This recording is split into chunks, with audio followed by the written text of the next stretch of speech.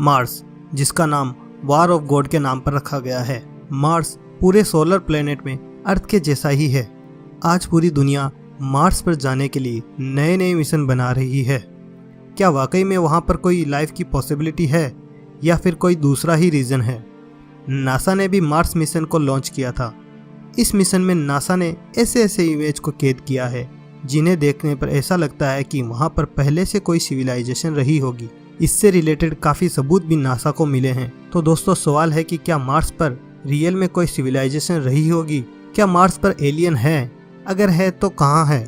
अगर नहीं तो कहाँ गए? ऐसे ही कई सारे सवालों का जवाब आज के इस वीडियो में आपको देखने को मिलेगा। तो चलिए दोस्तों, शुरू करते हैं आज का ये वीडियो। दोस्तों, क्या मानव इतिहास में नासा ने कोई एलियंस को मार्स पर ढूंढा है या ऑलरेडी ढूंढ चुका है?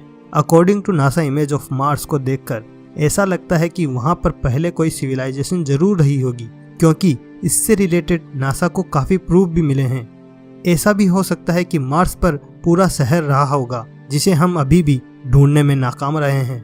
अगस्त 2012 में नासा के क्यूरियोसिटी रोवर मार्स की सतह पर उतरा था। इस मिशन की कॉस्ट $2.5 बिलियन थी। इसको इसलिए बनाया गया था ताकि शायद प्राचीन सवालों का जवाब मिल सके कि क्या वाकई में मार्स पर जीवन मुमकिन है या नहीं। क्यूरियोसिटी रोवर मिशन से पहले सन 1971 से ही नासा ने मार्स एक्सप्लोरेशन के लिए अब तक 16 मिशन भेजे हैं, जिन्होंने कई सारी इमेज भी भेजी हैं, जिनसे ये अंदाजा लगाया जा सकता है कि शायद मार्स पर जीवन जीने की कोई संभावनाएं हैं। 1975 में वाइकिंग ऑर्बिटर ने जियोलॉजिकल इमेज को भेजा, जिसमें ऐसा दिखाई देता है कि वहाँ पर पहले रिवर, लेक और समुद्र हुआ करते थे। जब ये पता लगा कि वहाँ पर पहले भी पानी हुआ करता था, तो साइंटिस्टों का मानना है कि अगर वहाँ पर पानी होने के सबूत हैं, तो ये भी हो सकता है कि वहाँ पर कोई सिविलाइजेशन जरूर हुआ करती होगी। मार्स सतह की सबसे पहले कलर फोटो एक रोवर जिसका नाम था बोनविले ने 5 मार्च 2004 को खींची थी। इन फोटो को देखने के बाद ऐसा लगता है कि जैसे मार्स नहीं, हमारी धरती ही है। यहाँ तक कि मार्स से सूरज भी सेम टू सेम अर्थ के जैसा ही दिखाई देता है। आप इस फोटो में देख सकते हैं कि मार्स के गुसेव क्रेटर में सनसेट होता भी दिखाई दे रहा है। जब 2005 में नासा के JPL ने जब ये फोटो पब्लिकली रिवील किया था,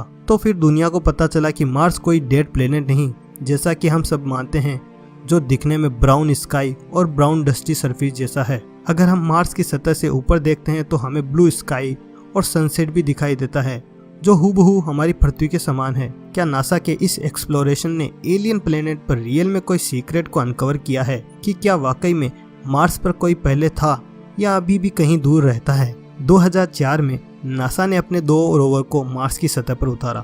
स्पिरिट और अपॉर्चुनिटी, इन दोनों को मार्स प्लेनेट पर रिसर्च करने के लिए भेजा था।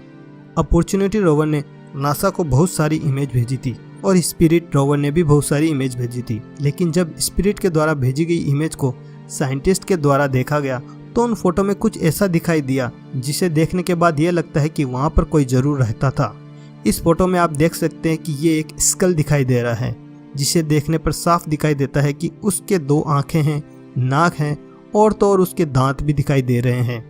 ये देखने के बाद ऐसा लगता है कि मार्स की सतह पर किसी ह्यूमनॉइड को दफन किया गया है। एलियन एक्सपर्ट का मानना है कि हो सकता है कि शायद ये कोई इंसान भी हो सकता है जो हजारों साल पहले मार्स पर गया था, या फिर कोई एलियन स्कल भी हो सकता है। 25 जुलाई 1976 द वाइकिंग 1 ऑर्बिटर ने मार्स के एक एरिया जिसका नाम था साइडोनिया पर काफी सारी पिक्चर्स को क्लिक किया था। लेकिन इनमें से एक इमेज को देखने से ऐसा लगता है कि हम इस यूनिवर्स में अकेले नहीं हैं। इस इमेज में आप देख सकते हैं कि मार्स की सरफेस पर हूबहू ह्यूमन फेस का मॉन्यूमेंट बना हुआ है। रही बात नेचुरली, तो ऐसा होना नामुमकिन है। तो अगर नेचुरली नहीं बना है तो किसने इसे बनाया होगा? दोस्तों, इस मॉन्यूमेंट की लंबाई 3 किलोमीटर बाय 2 किलोमीटर है। इसका ये मतलब हो सकता है कि शायद वहाँ पर कोई एलियन सिविलाइजेशन रही होगी, जो मार्स को छोड़ के जाने से पहले उन्होंने ये मॉन्यूमेंट बनाया था, ताकि फ्यूचर में अगर कोई आए तो उन्हें लगे कि यहाँ पर कोई सिविलाइजेशन पहले रहा करती थी। ये सेम टू सेम वैसे ही है जैसे हम कॉलेज और स्कूल में हमारी डेस्क के ऊपर लिख देते हैं कि यहाँ पर राहुल,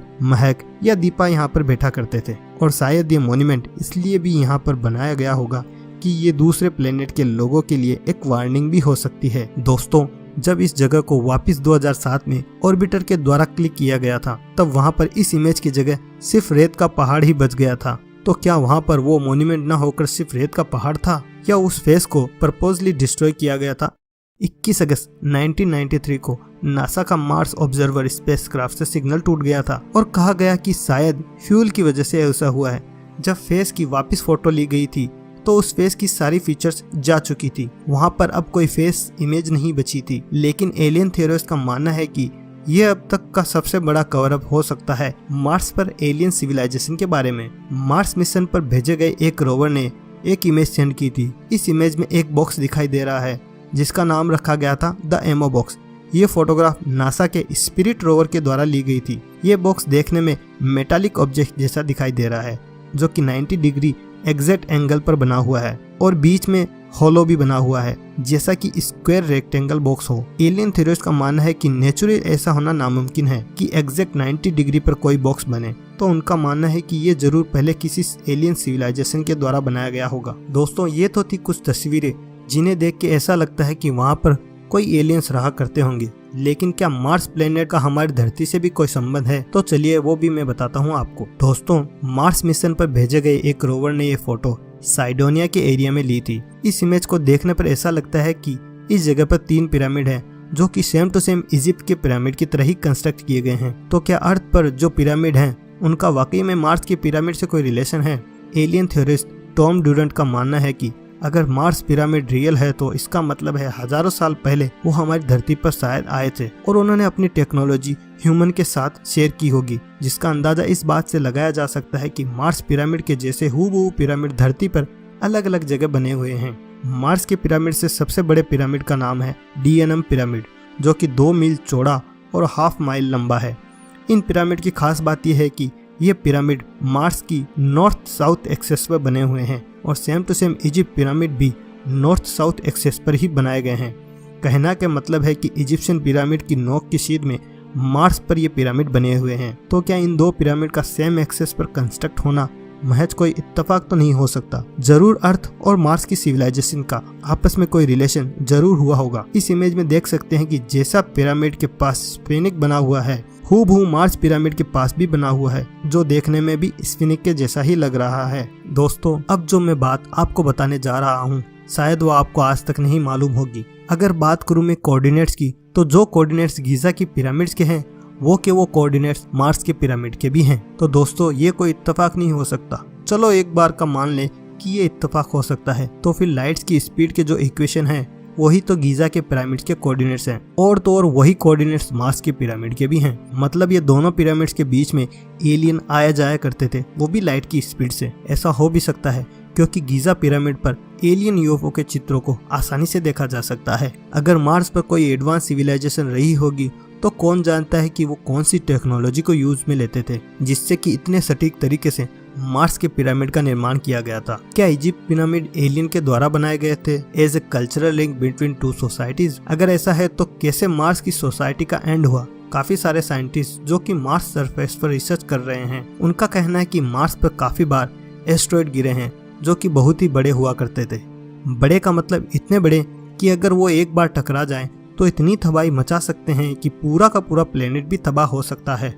मार्स की एक जगह जिसका नाम है कोलंबिया हिल्स, वहां पर स्पिरिट रोवर ने ऐसी जगह देखी जहां पर 3000 से ज्यादा एस्ट्रॉइड के टकराने से बने हुए गड्ढे दिखाई देते हैं जिनका व्यास मिनिमम 20 मील है। कहने का मतलब है 20 माइल व्यास के एक एस्ट्रॉइड के टकराने से बहुत ही भयानक तबाही हो सकती है। कोलंबिया हिल्स पर 3000 से भी ज्यादा के टकराने के प्रूफ मिले हैं। अगर बात करें कि कोई एस्ट्रॉइड 1 माइल डायमीटर का है और वो अर्थ की फेस पर टकराए तो उससे 1 मिलियन मेगाटन के जितना बड़ा विस्फोट होगा, जो कि हिरोशिमा और नागासाकी पर गिराए हुए बम से 10 मिलियन टाइम ज्यादा के फोर्स का होगा। कहने का मतलब है कि जापान पर अगर एक एस्ट्रॉइड को गिरा दे तो पूरा जापान कुछ मिनट में एक बंजर जमीन में तब्दील हो जाएगा। तो सोचो कि 20 माइल डायमीटर पर मोर देन 3000 एस्ट्रॉइड के टकराने से क्या कोई प्लेनेट बच पाएगा? कुछ एलियन थ्योरिस्ट का मानना है कि शायद मार्स पर ऐसी सिविलाइजेशन रही होगी जिसके पास बहुत ही एडवांस टेक्नोलॉजी का न्यूक्लियर वेपन था, क्योंकि प्राचीन रोमन साम्राज्य के वैज्ञानिकों का कि उन लोगों ने आसमान में एक बहुत बड़े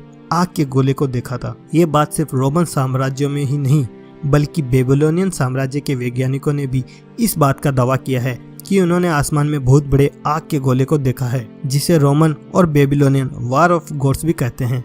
क्या मार्स पर कभी ऐसे एलियन रहे होंगे जो आपस में ही लड़ते थे, जैसा कि आज न्यूक्लियर पावर कंट्रीज कर रही हैं। तो क्या मार्स पर दो अलग अलग एलियंस के बीच में आपस में कोई वार हुआ था, जिसकी वजह से पूरा मार्स प्लेनेट ही बर्बाद हो गया था? क्या आज भी कोई मार्स पर बचा हुआ है जिसे ढूंढने की कोशिश दुनिया कर रही है? 2008 में स्पिरिट रोवर क्राफ्ट ने एक panorama image Wester valley of Mars से भेजी थी, जिसे देखने में ऐसा लगता है कि कोई इंसान या ह्यूमनॉइड बैठा हुआ है। इस इमेज को देखने में ऐसा लगता है कि कोई ह्यूमन किसी पहाड़ी के किनारे बैठा हुआ है और आराम कर रहा है। इस इमेज में उसके चेहरे, उसके हाथ, उसकी कोहनी और यहाँ तक कि उसके पैरों को भी देखा जा सकता है। क्या ये रियल में कोई मार्स का क्रीचर है जो लाइव कैप्चर किया गया था? क्योंकि जब वापस इसी जगह की इमेज नासा को भेजी गई थी, तब यह क्रीचर, यह स्ट्रक्चर वहाँ पर मौजूद नहीं था। तो ये क्या कोई रेत की बनी हुई चट्टान थी जो कि मार्स एटमॉस्फेयर से गायब हो गई थी? जनवरी 2013 में मार्स 1 मिशन अनाउंस हुआ था, जो कि पहला मिशन होगा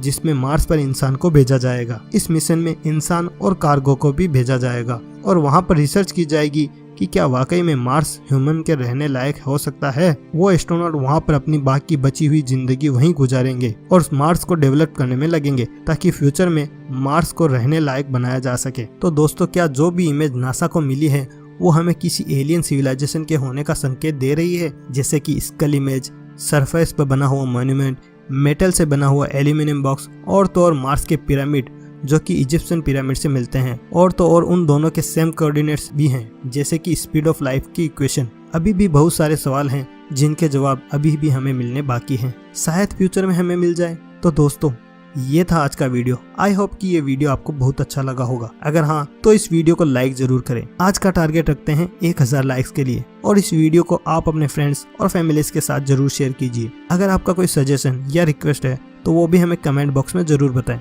हम जल्द से जल्द उसे पूरा करने की कोशिश करेंगे। अगर आप हमारे चैनल पर नए हैं तो चैनल को जरूर सब्सक्राइब करें, क्योंकि आपका एक सब्सक्रिप्शन मुझे और नए नए टॉपिक्स पर वीडियो बनाने के लिए मोटिवेट करता है। तो चलो यार, आज के लिए बस इतना ही। मिलते हैं अगले वीडियो में एक नई मिस्ट्री के साथ। तब तक के लिए बाय।